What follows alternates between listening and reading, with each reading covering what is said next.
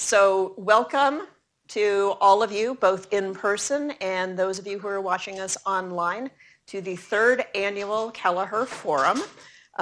We've been holding this. We tried to start it before the pandemic. That was unsuccessful. So this is the third one we've been able to do since the pandemic. Last year's forum, Kelleher Forum, resulted in Lena Andrews joining our faculty, which I was totally delighted by. And we have designs on YouTube, so just wait and see.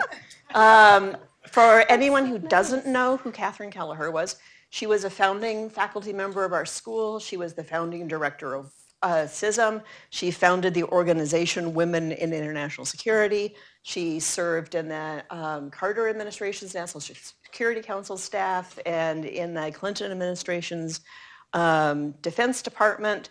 So she was one of these people whose career spanned, academia, government service. She went back and forth, taught in a number of different locations. But the most important thing about her is that she was incredibly kind and helpful to other people and really devoted to advancing the careers, not only of women, but also of men, right, in the field of international security policy. And she was also a really strong advocate for academics doing policy-driven work in a way that could actually impact the policy process. We very much try to live up to her legacy. Last year was a very sad Kelleher Forum because she had passed away just a few days earlier. This year, we still miss her tremendously, but I would say it's a lot happier because we've done a lot of things in the meantime that I think Catherine would feel good about. So, since she passed away, we welcomed our fifth Kelleher Forum, Sanjana Gogna, our fifth Kelleher Fellow, Sanjana Gogna, and I am hoping to be able to announce our sixth very soon. So, stay tuned for that. Lindsay Rand, the first Kelleher Fellow, defended her dissertation. She's successfully now Dr. Rand. And that, gives all of the other PhD students hope that, yes, they too will finish sometime soon. And in addition to the fund that's been supporting these fellowships, we've now are in the process of creating an endowment that hopefully will make the Kelleher Fellowship something that lasts in perpetuity. So, in order to set up an endowment, you have to have a minimum amount of money. That minimum amount of money for a fellowship like this is big. It's $100,000. I am really happy to announce that thanks to all of you and lots of other people, we're not quite there yet, but we're getting close. So we're up to $83,000, which is a big lift in a short amount of time. Anybody who would like to contribute or has ideas of people who might like to contribute, please talk to me. I'd really like to get it over that threshold soon. The other big thing that we've been working on for the past year is making arrangements to bring today's speaker.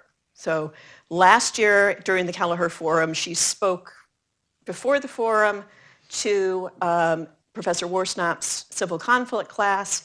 We realized that she would be the perfect person to stay and talk to all of you as our forum speaker for today.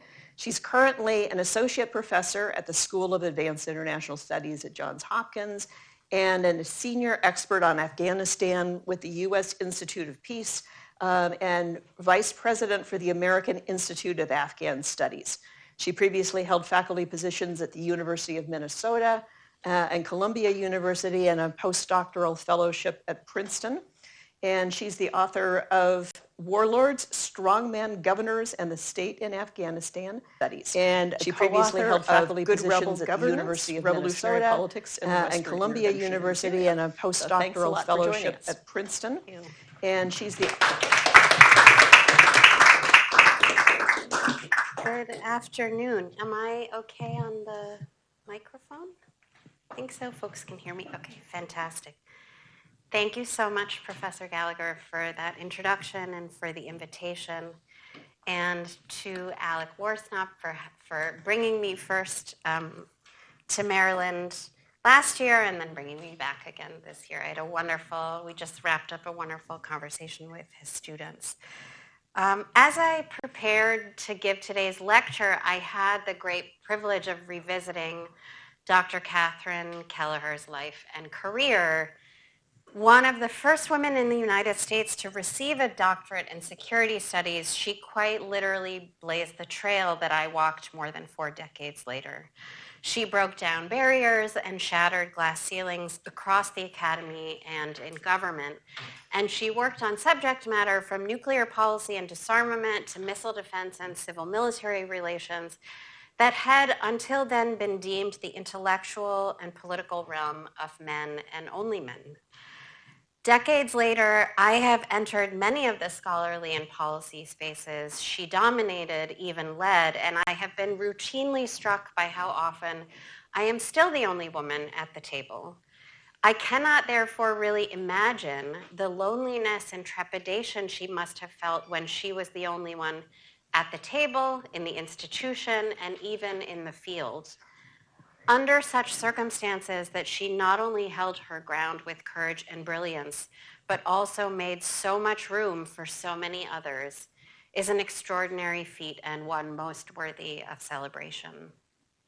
I feel really grateful to have been recognized by the forum as someone fit to speak to the kinds of big themes, debates, and dilemmas in international security that preoccupied Dr. Kelleher for so many decades. I only regret that I missed the chance to do so in conversation with her. With that important and real regret noted, I will say that I have chosen to speak to you today about a new book project of mine. And even as I've been thinking about this subject for more than 2 decades, the ideas I want to talk about with you here are still fresh and unrefined, and so I'm sharing them with you in the hope that you will push back and ask questions and help me do better as I move the project forward. So in advance, thank you. So the attacks on September 11th, 2001 catapulted Afghanistan into the center of the American imaginary, where it would become the object of paradoxically intertwined fantasies of vengeance and liberation. These assaults on the homeland provoked a sense of existential dread, revealing a kind of vulnerability not experienced since Pearl Harbor, and an accompanying awareness that an amorphous threat roamed the earth and the sky, capable and prepared to strike at the heart of all that mattered to America. The Western military interventions that followed, Afghanistan being the paradigmatic case, would engender a precarious form of sovereignty, one that sustained deliberately anemic forms of statehood, even as it articulated state strength as the panacea for violent extremism. The possibility of less tenuous standing remained perpetually on the horizon, as did the threats of either a tighter foreign stranglehold or precipitous withdrawal. This precarious form of sovereignty drew a weak state into the international community of states, but not on its own terms. For Americans after 9/11, the place and space of Afghanistan held within it an enemy to be vanquished, women to be saved, tribes to be tamed, and a nation to be freed. Edward Said's Orient as stage was set once again, this time as the site for the enactment of a vengeance fantasy, one that could not only tend to the deep pain inflicted by the hijackers, but also reassure us that nothing like this would ever happen again. What followed was a reactionist kind of state building, one in which the governance of the Afghan people only became of central concern because Afghan suffering had revealed itself as imbricated with American suffering. By the end of 2001, the Taliban regime had fallen and Hamid Karzai assumed responsibility of an interim government in Kabul, co-constituted by Afghan victors and their new foreign patrons. The Karzai regime, owing its existence as the internationally recognized government of Afghanistan to the war on terror, commenced a new chapter of state formation, all the while unable to claim control over the basic fundaments of state power: coercion, capital, diplomacy, law, or politics. Such would be the parameters of this first attempt at state building as counterterrorism. Regimes born of this war would exist in the service of a mission that at once necessitated and constricted their sovereignty. In a series of seemingly schizophrenic turns, the US and its allies would shift their approach to warfighting and state-making dramatically and many times over the next 2 decades. In retrospect, all of this dizzying change cohered by way of one overarching consistency. Each campaign, policy, and program in the name of the Afghan people ensured the continued hollowing out of Afghan sovereignty. Why construct something so precarious? After all, the premise of this intervention stemmed from the notion that faraway, ungoverned spaces had allowed shadowy networks of terror to take hold and strike at the heart of the Western world. State strength was to represent the antidote to extremism. Beyond the capacity to rule, a near consensus across Western policy and academic circles had emerged since the end of the Cold War, that the complexion of post-conflict governance also mattered. Electoral democracy and free markets required institutional undergirding to function stably and sustainably. And indeed, foreign donors would impose the normative scaffolding of 21st century state building on their Afghan interlocutors through a set of good governing requirements and restrictions. Constitution drafting, security sector design, presidential parliamentary elections, and so on. But none of these efforts would come without constant and substantial interference that undercut the very self-rule they were meant to enable. Precarious sovereignty, I will contend, served as a new modality of American power that satisfied the contradictory but in fact conjoined quests for revenge and beneficence. The war on terror renewed and reconfigured a set of imperialist logics and devices that hinged on this new kind of sovereignty. This brand of imperialism has proved especially tricky to grapple with precisely because it combined oppressive technologies of violence with genuinely emancipatory processes. But this paradox, while cognitively challenging, is what makes this kind of intervention likely to persist and therefore in real need of our attention. In his writing on liberalism and empire, Uday Mehta recalled how Britain's liberal thinkers saw India as, quote, the promised land of liberal ideas, a kind of test case laboratory, unquote. For Mehta, the civilizing mission at the heart of the imperialist project has always involved a bewildering paternalism, one he understood as intrinsic to liberalism itself.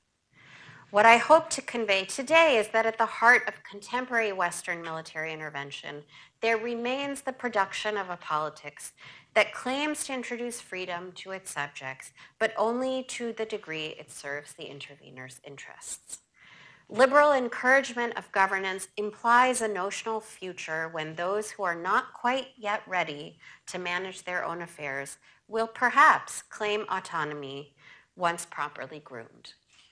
There is a presumed destination of somewhere better to which interveners will guide those into whose worlds they insert themselves. As Laila Abulugod put it, quote, when you save someone, you imply that you are saving her from something. You are also saving her to something, unquote. And so a kind of liminality ensues, one in which the foreign patron ushers the indigenous client into what Mehta described as the, quote, rationally justified ambivalence of liberalism for the time being remaining imperial, unquote. In effect, this work of tutelage produces compromised forms of sovereignty, as powerful outsiders set the terms and tempo for the politics of less powerful insiders. In her writing on statelessness, Noura Lori argued that governments employ what she called precarious citizenship to manage migrants and refugees. It is a legal and bureaucratic intervention that relegates the challenges of nationhood and the people who provoke them to a kind of perpetual limbo. Analogously, here I am arguing that powerful states deposit weaker states into comparable geopolitical in-between spaces. As Mehta put it, quote, this project is infinitely patient. perhaps even secretly counting on its own extended incompetence of not getting there and hence remaining permanently in between, unquote. By the fall of 2001, Western capitals were shaped by the hegemonic understanding that Fukuyama's end of history had arrived with the Soviet Union's collapse, delivering democracy as the inevitable outcome. This thesis left little room for debate, even as a seemingly contradictory meme, Huntington's Clash of Civilizations, loomed large. Paradoxically, the two evidently antagonistic logics ended up working hand in hand to frame the war on terror as both inevitable and also winnable.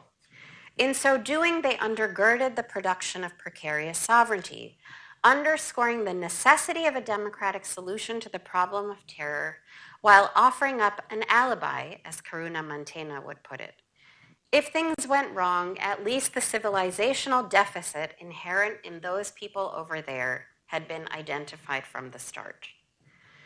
To understand this newest iteration of liberalism as empire, the pursuit of state building in the service of counterterrorism, we must start with the idea of a war on terror. Derek Gregory described a set of, quote, peculiar cartographic performances, unquote, after September 11th that enabled the unfolding of a war on terror. Sovereignty and territoriality were necessary elements, even if they were more fiction than fact. Afghanistan needed to exist as a sovereign state capable of and inclined to offer safe haven to al-Qaeda, what Gregory deemed a, quote, performance of sovereignty, unquote. As Stuart Eldon put it, quote, a putatively deterritorialized threat was therefore re-territorialized in the sands of Afghanistan and later Iraq, unquote. Eldon centered territorialized sovereignty as an organizing concept around which the war elaborated itself. This dualistic logic he described as follows: sovereignty as, quote, both a privilege and a liability. A privilege for dominant powers who invoke it as a legitimation for self-defense. A liability for states that have non-state actors operating within their boundaries, unquote. In this latest incarnation of Said's imaginative geography, the Orient was once again homogenized so as to be legible to the West. Eldon zeroed in on a phrase of President George W. Bush that became synonymous with the global war on terror. Either you are with us or you are with the terrorists.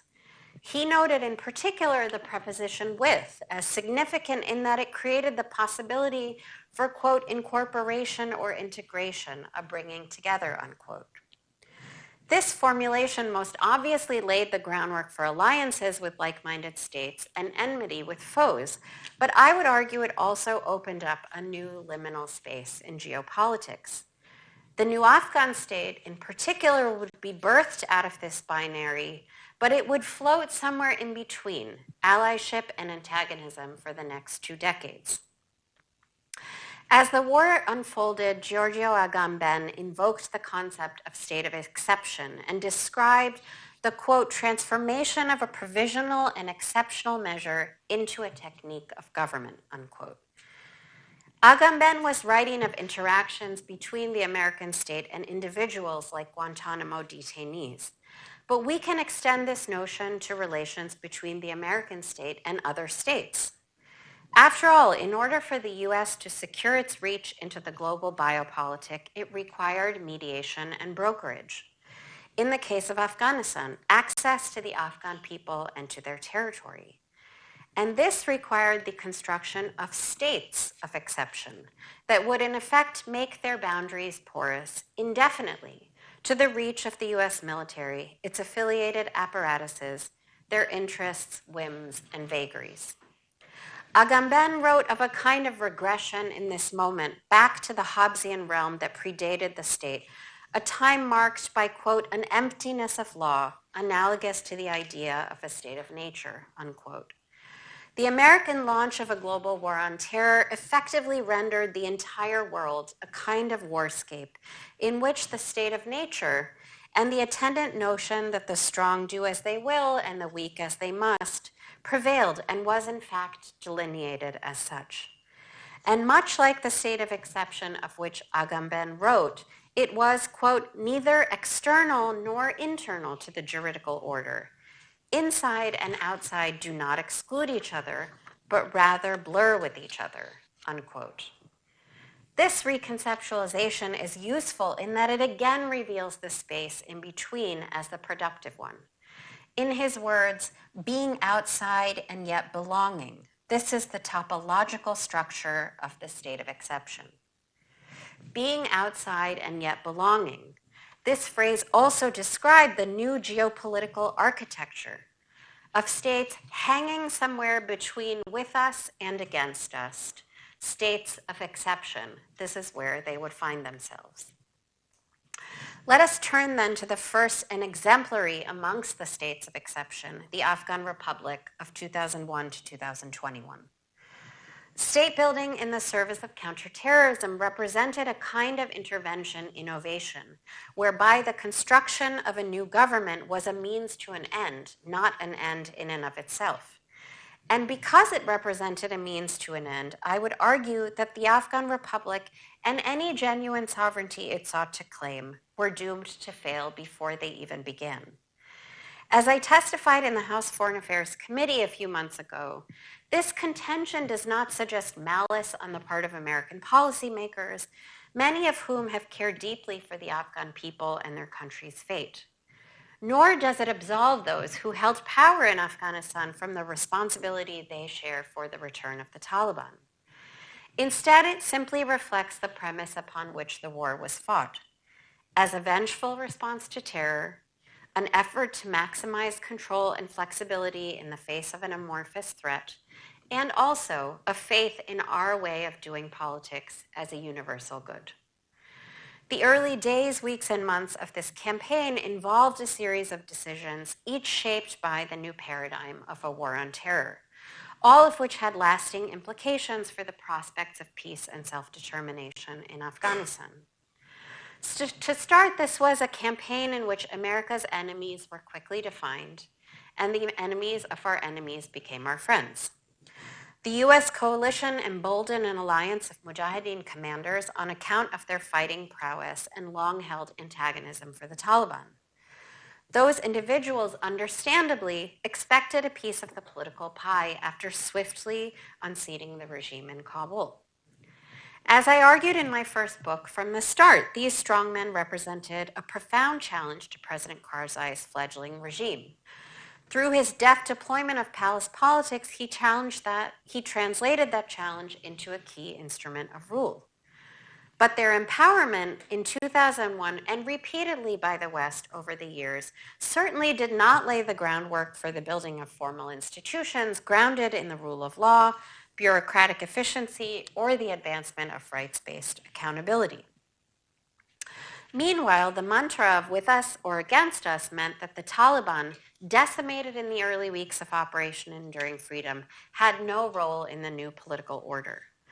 Canonically, as scholars at Maryland know better than anyone else, when civil wars come to an end, that end is marked by a ceasefire, the signing of a peace agreement, the demobilization of fighting forces, the deployment of peacekeepers, and formal and informal attempts at transitional justice and reconciliation.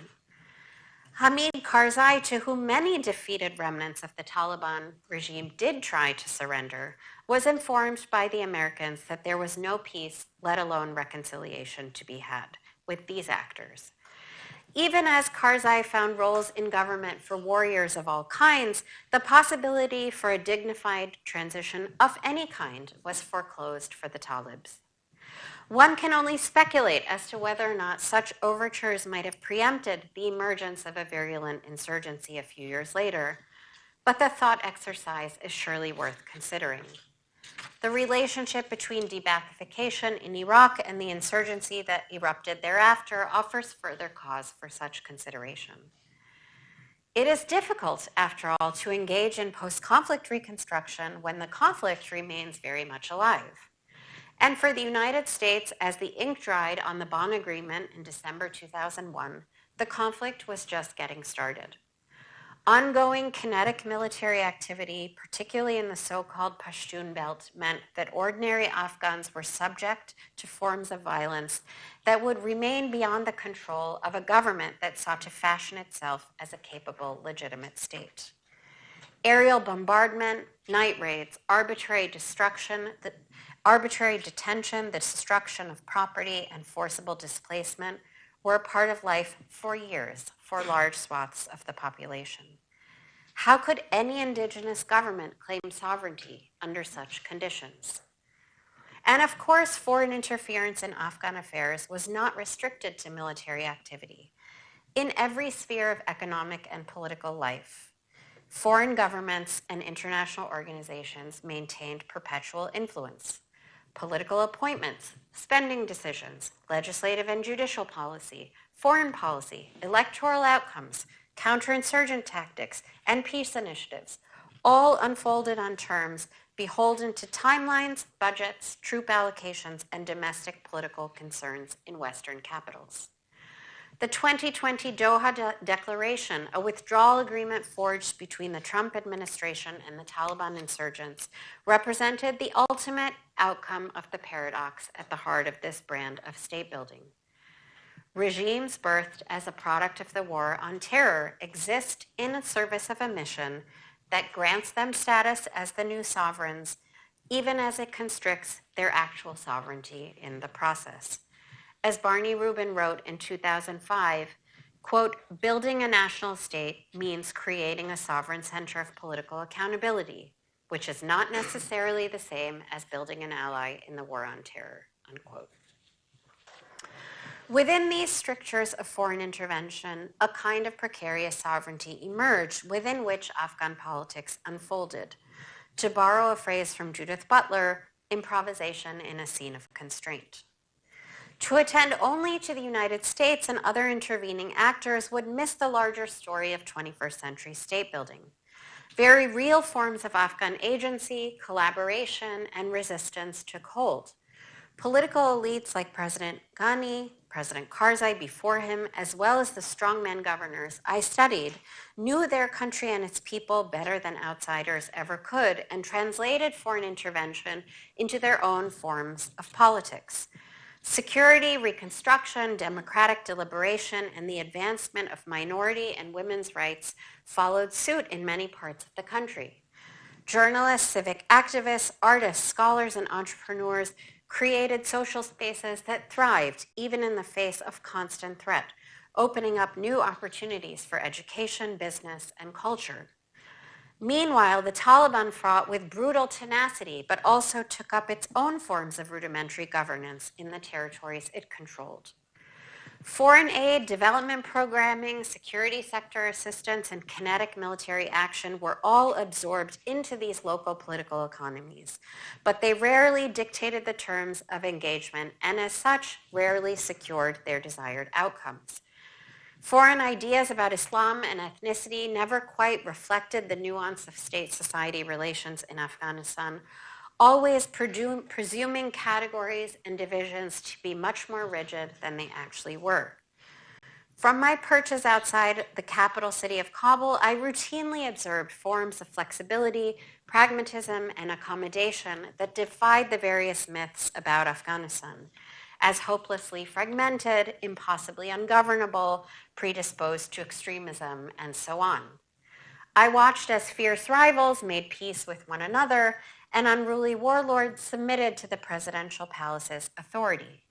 I also watched as some government officials, heralded by the West for their technocratic prowess or liberal visions, betrayed their constituents through corruption and cowardice, while other more traditional leaders, rough around the edges, displayed the kind of social solidarity necessary to govern in the midst of war. Much of this would remain invisible to foreign observers. It would certainly remain well beyond their influence, let alone control. Ultimately, however, any dividends Afghan leaders and citizens secured over the last 20 years remained at the mercy of military, financial, and diplomatic decisions made beyond the borders of the territory they ostensibly governed. This geopolitical fact did not preclude dramatic political change, even transformation inside Afghanistan. But it did condemn that change to reside in a kind of suspended state, a perpetual limbo that only found its end for now with the Taliban's return. In this sense, the collapse of the Afghan Republic was a foretold conclusion, its precarity baked in to the very design and then execution of the war. As I bring my remarks to a close, I want to widen the geopolitical frame and make the case that Afghanistan is hardly the only state of exception, and that we must, as Ann Stoler urged us, release ourselves from a, quote, myopic view of empire, unquote, and instead look for the threads that run through and across imperial time and space. I recently published a book on rebel governance, and in the dwelling within the details of revolutionary politics and Western intervention in Syria, I witnessed the production of forms of sovereignty even more precarious than those I had seen in Afghanistan. Those deemed moderate enough in Syria were continually forced to perform their virtue and suitability for Western donors, diplomats, and journalists. Here I saw an aspiring counter-state, locked in a death struggle with one of the most vicious regimes in modern history, forced to expend its energies in an ultimately futile attempt at securing Western recognition in terms that came at the expense of building genuine authority on the ground. These were the parameters of precarious sovereignty for the aspiring Syrian counter-state that sought to supplant the Assad regime. And today we cannot talk about precarious sovereignty without attending to Palestine.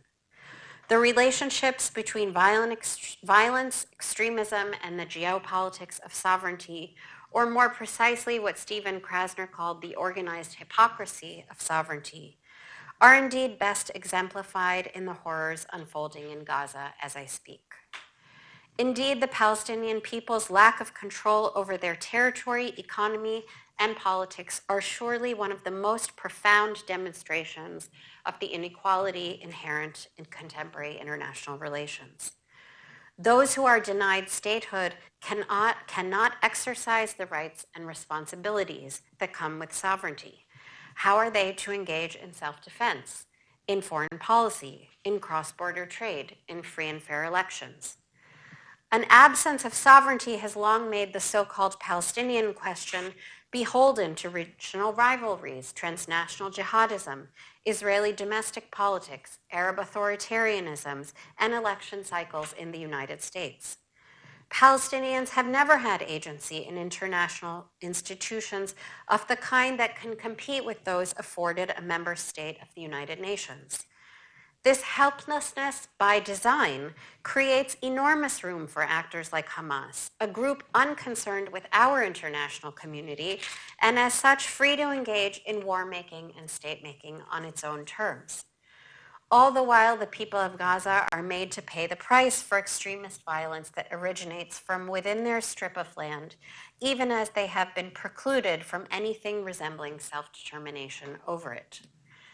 Any possibility to author a different political fate, a democratic one, that might actually vanquish that extremism remains suspended indefinitely, a cruel catch-22 from which they have no reasonable hope of escape anytime soon.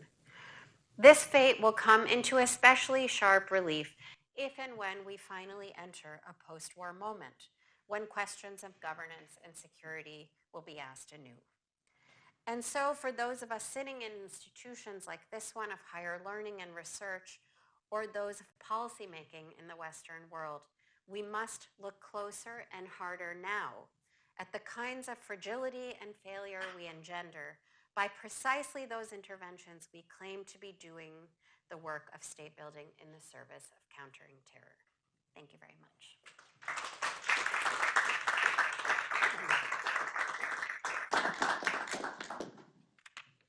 So I think that's the most polished preliminary project presentation I've ever heard. And you've put all sorts of really interesting ideas on the table, and I'm going to invite you to call on people and ask their questions. Great. Yes, please. Great presentation, really fascinating. Thank you so much. I'm curious, to what extent do you see this as specific to the intertwining of war making and development? So obviously there is something particularly potent about war making incentives that subsume sovereignty incentives and state building incentives. But do you see similar dynamics emerging in other kinds of development where the state building is not interwoven with military intent? So if it's a diplomatic mission or maybe even a genuinely developmental one, do you still see the paternalism and the paradox that subsumes domestic sovereignty to foreign interest at play? It's a wonderful question. Actually, I would say some of how I got to my understanding of this particularly pernicious paradox in the war-making scene came from a lot of the literature and experience of development aid in non-militarized contexts, and also more generally the literature about rent, right? And the idea that when income is flowing to a government from the outside, and it's not a product of internal domestic negotiation, bargaining, the kind of taxation representation cycle, we know that you end up with governments that are illegitimate often, right, vis-a-vis their own populations. And that sort of helped me really think about what are the strategies by which regimes like that think about their own survival. And so the Afghan state from the late 19th century on has been one of those states. It has continually sustained itself as a function of foreign aid of different kinds, right? And that sort of, because of its location, scholars have described it as a kind of strategic rent. Its territory is itself of value.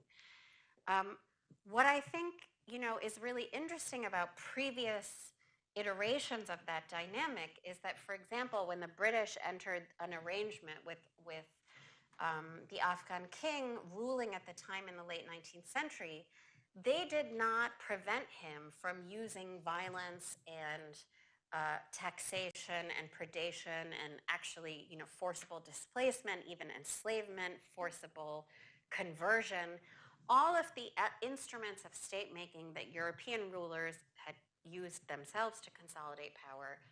This king, Abdurrahman Khan, used as well while taking British money because the British Empire was unconcerned.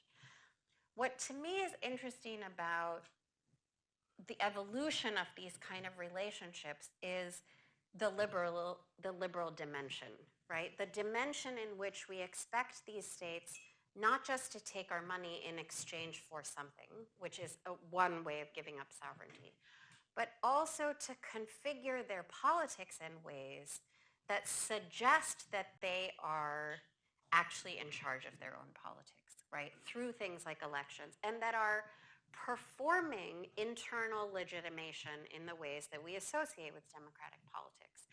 And so the room within which these regimes have to maneuver is so narrow because they can't use violence the way that they want to. They can't use politics the way that they want to.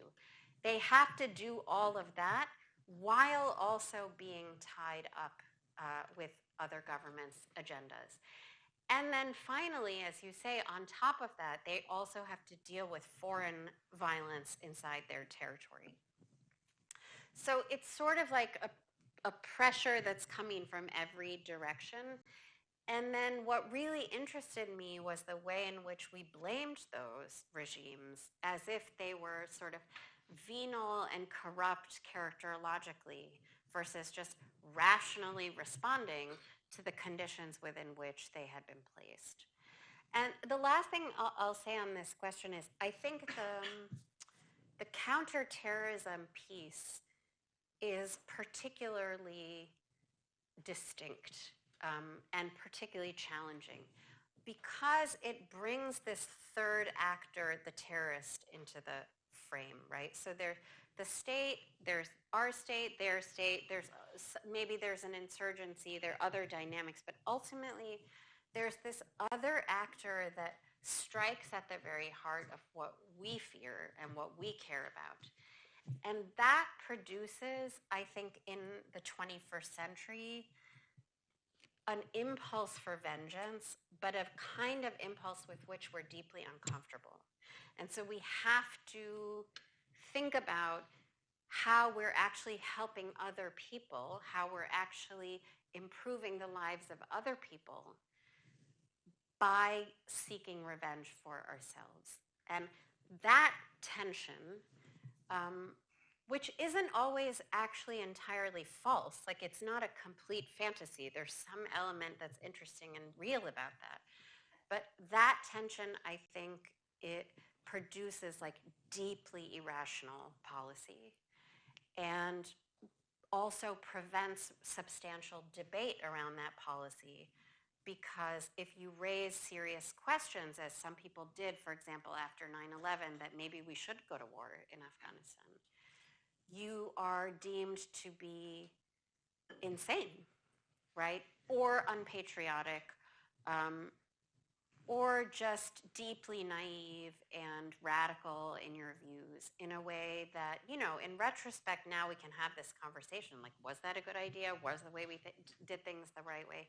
But that kind of conversation, there's no space for that as a function of the terrorism. And that is a piece of it that I think really ensnares these new forms of sovereignty, even in even a tighter kind of vice, if that, to mix a metaphor. Yes. Thank you so much. I have like a million questions. I'm going to ask two, though. Great. So I was really interested at the end how you're talking about how this sort of translates across time and space, especially given what seemed to me like the roots in sort of an imperialist empire structure. And so it seems like something that can really apply. And in fact, what I first thought of was Germany under Treaty of Versailles constraints in the interwar period, and that becoming, you know, in a way laying the foundation for the Nazi regime. I can also think of it to a certain extent post-war Japan, but I was interested that your examples were all sort of regionally confined and then also time-bound, which is probably a structure, function of the fact this is, we want to be policy relevant, but I want to ask you a little bit about how that might translate into other spaces and other times, given its roots in something that's very, I think, fundamental. On the question, my second question is sort of about this fundamental element of U.S. foreign policy. And I think you put it well, that it's sort of at its best, this is a well-intentioned but deeply misguided part of American foreign policy that is baked into the cake. And into liberalization, I think, more broadly, which I think is absolutely right. It is fundamentally flawed, but I also want to ask you what the alternative is and what that looks like, given all the constraints that you just so artfully laid out about, first of all, the U.S. system, and second of all, the U.S. psyche, particularly in the wake of these, cataclysmic events. Again, World War II is always my touchstone, but I think about the ways in which the same philosophy or the same approach played out against Japan in 1941. So, I just want you to sort of unpack the alternatives. These are marvelous questions. I would actually love to be in further conversation with you about other historical examples. Germany in the interwar period is a really interesting case about which I know very little, but enough to think it certainly would carry. I mean, one of the things I'm trying to do is think about the contemporary moment in a genealogical way. So I am, as I said at the beginning, of trying to read about how this way of thinking about sovereignty and way of thinking about empire and way of thinking about liberalism have all been intertwined in various ways. So I've been reading about settler colonialism in the US. I've been reading a lot about the British imperial approach in India. I've also been thinking about the Cold War approach of choosing the good rebels and the good governments and the bad rebels and the bad governments. And I've spent much of my time thinking about the sort of post-Cold War moment between the end of the Cold War and 9/11 also as really foundational. And what really interests me, which just sort of comes back to my answer to the previous question, is how 9/11 pulled a lot of these logics, debates, interventions that at some level felt 1 degree removed from, at least 1 degree removed from us, brought them back into something more intimate that now we're continuing to feel the reverberations of. And so I do think it's a really interesting point to go actually back to the Pearl Harbor moment and think about what was the response in that moment. But I am really interested in thinking about the evolution of that logic, what has changed, what has stayed the same. And one of the things that I'm hoping to do is actually interview the policymakers who were involved in making these decisions after 2001 to really understand what analogs were they thinking about and what did they understand themselves to be doing. And I'm really interested in that and it's going to be challenging. I haven't done a lot of field work. I've never done field work in DC. And so, but I think that this is actually where a lot of my work is going to have to happen, because I'm genuinely interested in what it is that decision makers believed they were doing. And as time went on, if that changed, if that shifted, and sort of what were the motivations and the mechanisms, and also the historical analogies that they were drawing from. In terms of what the alternative is, this is where I feel the most concerned, because one of the things that really interested me in moving from the case of US intervention in Afghanistan to the case in Syria was how very different the interventions seemed to be. And in the Syrian case, members of the opposition that we were studying were very much the authors of their own revolt and resistance. They were having their own internal debates about what kind of relationship they wanted with the West, what kind of support. But ultimately, they were seeking that. It was not forcible regime change of the kind it was in Afghanistan and Iraq. And on the contrary, the actors that were considering intervention were profoundly shaped by their experiences in Afghanistan and Iraq. So they were quite consciously trying to not replicate a lot of what they were doing. And yet, what we discovered in doing the research was so many of the logics, the mechanisms, the modes were replicated, right? Not entirely replicated, but they were sort of repurposed, and the underlying power asymmetries remained. The underlying shift in what America wanted out of Syria, and that frame continuing to change while those on the ground remained with great fidelity to their project, and how that shifting frame ultimately ended up in a counter-terror frame that ended up seeing the Assad regime as not a problem, but perhaps even a solution to this larger boogeyman of the Islamic State. And that for me was sort of intellectually affirming and personally devastating, because it really felt like, wow, this is sort of somehow happening again in a new form, even though the contours of it looked like it should have been something very different. And so I'm not sure that there is an alternative. And that is, again, one of the things that I'm really interested in understanding in this project by talking to people, many of whom have participated in several of these interventions in a row. What might an alternative look like? Is it in the heat of, and I think this is where October 7th has been, I was saying to the students in the previous class, like very triggering for me, for all of the obvious reasons, but also because it feels like a return to a moment in which having conversations about what will actually work, what does a strategic approach actually look like, what will happen in the day after, how do we understand the larger historical context within which this event happened. None of those conversations somehow to be, they're happening in a way that I don't think they happened after 9/11. So to me, that is important and gives credit to sort of spaces in social media and the media and the academy amongst activists and so on. But at the highest levels of government, I'm not sure that I certainly doesn't seem like they're happening inside Israel. But are they even happening in the US, which is a degree removed?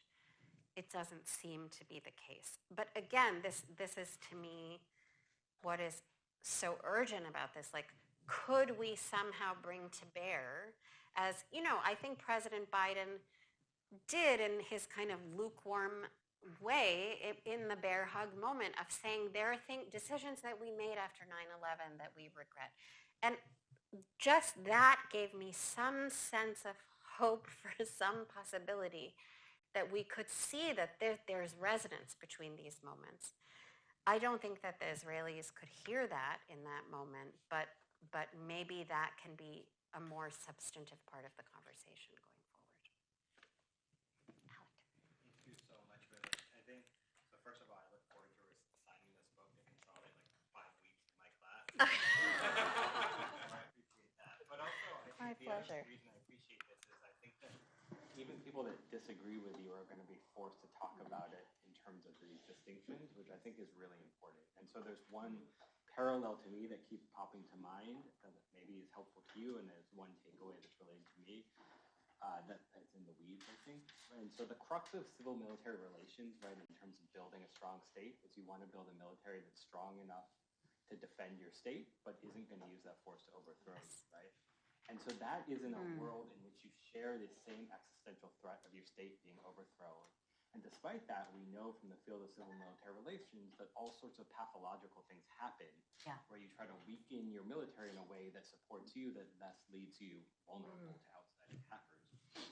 And so that happens even when all the actors are sharing the same existential threats and same commitment.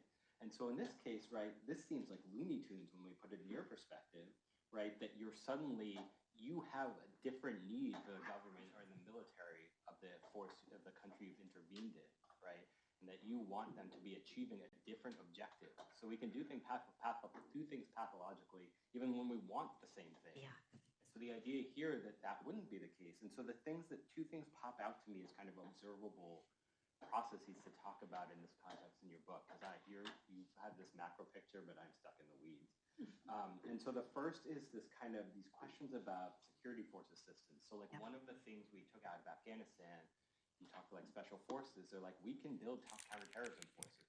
We built a terrible Afghan army, but we built very capable counterterrorism forces. And like that's a lesson that you took away from that is we got somebody to do the thing we wanted them to do, and we were good at that. Right? That's very fundamentally different than, as you were talking about, building actual internal sovereignty. So I think this is a really, like, talking about that takeaway in terms of Syria and other places as well, too, seems fundamental to me in terms of what's observable and tangible about this. And then the second bit, which is related to that, but not quite the same, is that it helps us, like, I think one of the lessons that I talk about with my students is that it seems laughable the way we measure success in these interventions, right? In retrospect, in Vietnam and Iraq, it's laughable that these were actually ways to measure territorial control or who's in charge, right? But this framework gives us a much better understanding of how it's less laughable to people in the moment, right? Because they're saying they're measuring the things that are important to how we would assess whether the mission is being carried out in our own version of sovereignty. So how big the U.S. Army is matters, right? How many weapons you have matter, like all of this, right? But these goals, while they seem silly when we look at them in kind of isolation, make a lot more sense when you realize we're conflating, right, the existential needs of our existential needs with those of partner states. And to just tie this all together, right, the point in Afghanistan is at no point did the Afghan security forces pose any existential need to the United States. They did not need them to succeed for the United States to be safe, right? On the contrary, right, they needed them to do something else to keep the United States. And so just to kind of tie that together. I'm not sure if that's helpful at all, but this really tied together a lot of things I've been thinking about, so I really appreciate that. This is extremely helpful. I'm just going to absorb it, actually. It's extremely helpful, and actually I'll just say that I think, I was never super interested in security sector assistance. It seemed sort of like technical and kind of boring to me. And what I realized especially as, I was in Kabul in the summer of 2021, that's the last time I was there. And that became the site, the sort of most emblematic site within which this dynamic played out for exactly the reason that you said, which really was that we had built this force, first of all, in our image, second of all, entirely dependent on us and contractors, which was of great benefit to us, right? And entirely not of benefit to Afghans.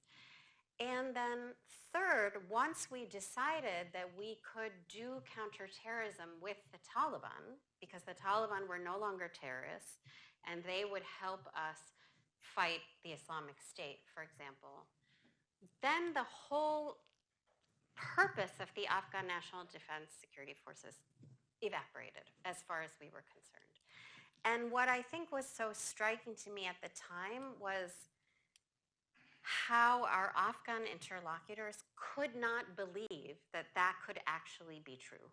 Like, how could it be that you would invest this much in us? And not just the money, but also it was the pride and joy of the US military, the ANDSF. It was, and people fought and bled together. And like after August 2021, the people with whom I worked the most closely were veterans who were completely traumatized by what happened after the withdrawal. So they could not believe it, that actually this hadn't really been about building a military that would monopolize violence. On the contrary, the idea that the Afghan state would monopolize the use of force was really never going to be the case. And even in the withdrawal, the Biden administration maintained what it called the over-the-horizon capability, which basically said indefinitely forever, we are in this space of the use of force, and killed the leader of Al-Qaeda after the withdrawal as a way of doing that. So the fact that the whole thing then collapsed was also entirely rational and predictable from that point of view. So I think this frame is extremely salient and useful, and thank you for putting it the way that you did. Bob. Thank you.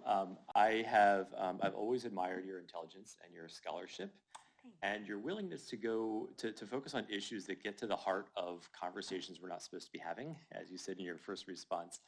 So I wanted to ask about one of those other conversations we're not supposed to be having, which is the sort of the reification of borders that came out of the colonial project that still has massive effects on precarious sovereignty and what we earlier were called, fragile and failed states.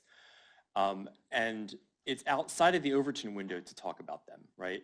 We're not, and when you try to raise the issue that, a lot of the places that we have concerns about, the borders were drawn by departing colonists for the purpose of them failing. And that's interpreted as, oh, you're trying to change the borders, and we can't talk about that. When really it's more, well, A, maybe we should talk about changing the borders, but B, it's really how do we change the way we think about sovereignty, which seems to be what you're getting at in this project. So I just wanted to draw you out a little bit on that set of questions. This is unsurprisingly a wonderful question. I mean, a very difficult question. One of the things that I didn't talk about, which when there are Afghan friends of mine in the audience, they would immediately tell me, I can't believe you didn't talk about, is of course, one of the fundamental challenges of maintaining sovereign control over territory for the Afghan state was what was happening over the border in Pakistan. And the fact that this border had been drawn in the spirit or sort of as part of the legacy that you just described in your question, that there are people living on either side of the border that speak the same language, belong to the same tribes, have relationships with each other through all sorts of social connection, was something that was foundational to the basis of the conflict, right? And for the formation of the Taliban, we know that the Taliban came out in part of leadership from southern Afghanistan, but also came out of the refugee camps over the border in Pakistan.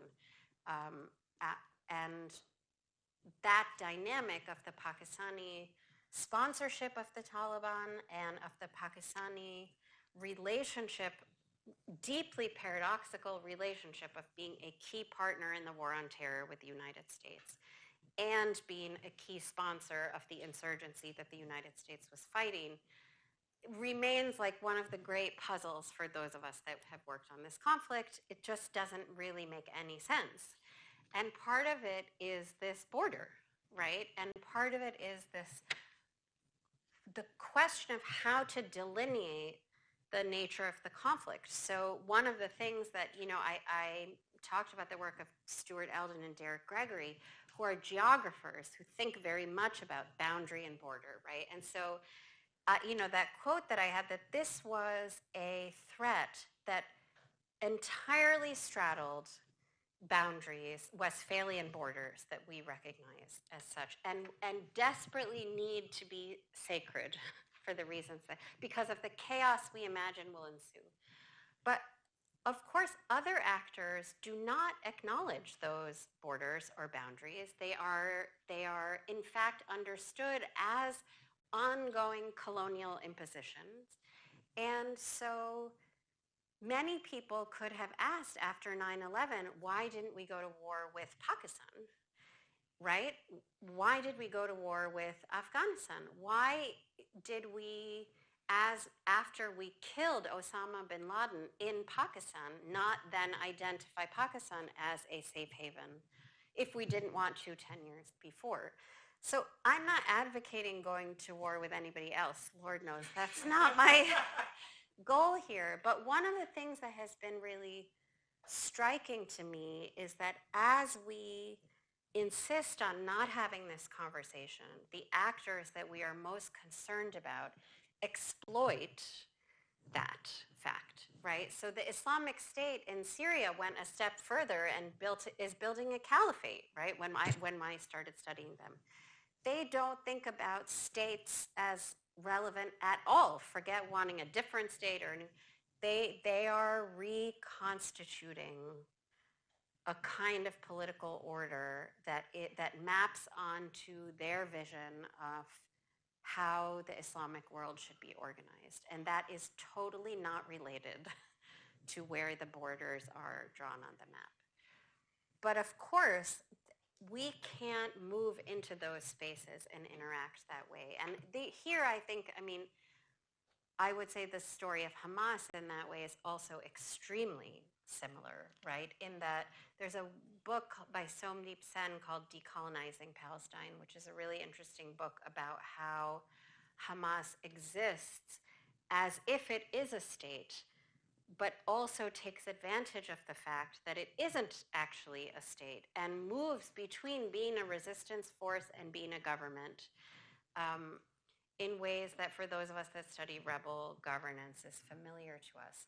So here I fully agree with you on the challenge of it, and I think maybe I'm even less hopeful on that we could imagine as the US government or as other member states of the UN that we would be comfortable with, I don't know what the word is, unreifying, de-reifying, whatever the verb is to make something not reified.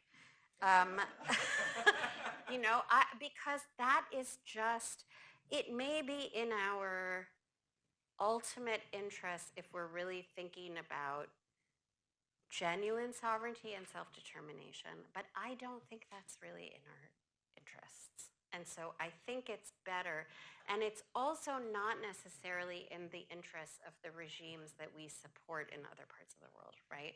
So like we know for a long time, like transnational African state organization was deeply anchored in a sanctifying sovereignty, even though those borders were not indigenously drawn, because it served the interests of regimes to have that juridical recognition and to think about anything that would disrupt that as being insurgent and now terrorist and so on, right? So I think there's a collusion between all the states at some level to keep this thing going the way that it is. And I think I don't see that changing anytime soon. And I do see non-state armed actors ignoring, subverting, or exploiting that fact indefinitely. Yes? Yeah, three things quickly. I think the internal governance of South Vietnam from about 56 until 75 might be a relevant case for your large category, your precarious sovereignty category. It might be worth a try. Wonderful. Oh, I'm sorry. Yeah. Second, I wanted to mention the work of Gilles Doronsoro. Okay, got that one done. Yeah. Third, in my own thinking about Afghanistan, I do kind of rely on one piece of periodization, which is the chunk from early 2002 to sometime in 2004, when the Taliban had militarily reconstituted enough that it could plan an offensive, versus everything after that. But I wonder if that is too historian-y for your purposes. I like that adjective, historian-y. Thank you for the South Vietnam case. It's one I'm really interested in learning more about, so I really appreciate that. You know, I think I really stay in, I'm really of the view, which now I think is conventional wisdom, but that it was in that fall, winter 2001, early 2002, that the way of thinking about the Taliban became crystallized, and that laid the groundwork for what followed. And it's interesting to me that, you know, very senior people in the US government who are involved in that have, to me and other people, described that as a fatal mistake. In the same breath, they say, but it would have been impossible to include the Taliban, for example, at the Bonn process, where the government was designed. And that is, to me, what is so interesting, right? That everybody knows that, I mean, many of the people who were part of that process had like written books about how you bring conflicts to an end in the 90s and so on. It's not like they didn't know that you are going to have a problem if you don't acknowledge the people that you just defeated as being people who are from this place, who may have some role. I mean, we don't think about post-conflict that way in any other case. But in that case, it was like they can't exist, and they must be put into that in the against us sort of category. And I really am interested in the counterfactual of, you know, to the question of what could the alternative have been. To me, that is the seminal decision in which a different, because my study of Karzai was entirely about his management of competition. Actually, the Taliban was the least problematic for him in that moment. There were all these other commanders who were not from the part of the country where he was from, who had been waiting for decades to be able to have power. They were far more formidable, and we were arming them, right, and paying them. So that was a far more formidable threat that I have argued he managed extremely well under the conditions that he was given. I think he was in an entirely capable position to have managed the defeated Taliban had we allowed him to do so. Whether they would all have been interested and so on, whatever, there are details that we can think about. But that couples with an understanding of the Taliban's relationship to the Pakistani security establishment, to me, those two decisions, which were made extremely early, everything that flowed from that becomes understandable then and almost insoluble then thereafter. But that also is the moment most proximate to 9/11, and therefore I think the moment in which we were least capable as a state, as a society, of thinking about this in that way. And that is what, again, I will again invoke October 7th to say, that is what I am understanding of listening to Israeli commentators and Israeli conversation. It's not that there isn't a rational understanding, and there will be, people will look back in retrospect and say, this was a calamitous mistake. Forget if you don't care about Palestinian people. For Israeli national security, for the existential fate of the Israeli state, that this was a calamitous error. And yet I do wonder if there was no other